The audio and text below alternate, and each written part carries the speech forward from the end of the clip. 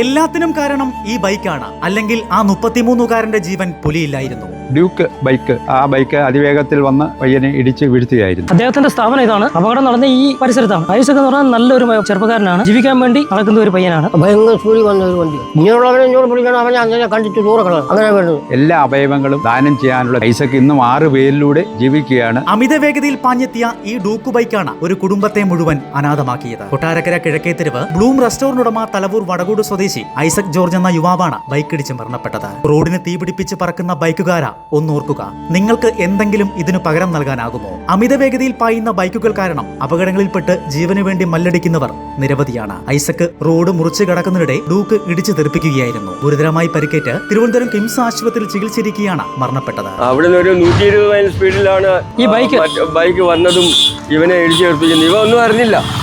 വീട്ടിലെങ്ങാണ്ട് പോയിട്ട് വാഹനം അപ്പുറത്തെ സൈഡിൽ ഇട്ടിരിക്കുമായിരുന്നു. ഇവിടെ വന്ന് ഇറങ്ങിയിട്ട് വാഹനത്തിൽ കയറാനായിട്ട് പോയതാ. ഐസക്കിന്റെ ഹൃദയമടക്കം 6 അവയവങ്ങളാണ് ദാനമായി നൽകിയത്. കിംസ് ആശുപത്രിയിൽ നിന്നും എയർ ആംബുലൻസിൽ കൊച്ചിയിലെത്തിച്ച ഐസക്കിന്റെ ഹൃദയം ഇനി മുതൽ ലിസി ആശുപത്രിയിൽ ചികിത്സയിൽ കഴിയുന്ന അജിൻ എന്ന യുവാവിന്റെ ശരീരത്തിൽ ജീവന്റെ തുടുപ്പ് നിലനിർത്തും. കരൾ, വൃക്കകൾ, കണ്ണിന്റെ കോർണിയ എന്നിവ ദാനം ചെയ്യുകയാണ്. ഇതിലൂടെ 2 പേർക്ക് കാഴ്ചയുടെ വെളിച്ചവും 4 പേർക്ക് പുതുജീവനും നൽകിക്കൊണ്ടാണ് ഐസക് നമ്മളിൽ നിന്ന് കടന്നു പോകുന്നത്. ഈ നാട് മുഴുവൻ കരയുകയാണ്. ഇത്രയും നന്മയുള്ള ഒരു ചെറുപ്പക്കാരൻ, ആ കുടുംബവും അതിന് ഒപ്പം നിന്നു. 2 വയസ്സുള്ള ഒരു കുട്ടിയാണ് ഉള്ളത്. അതൊരു വലിയ ദുഃഖം.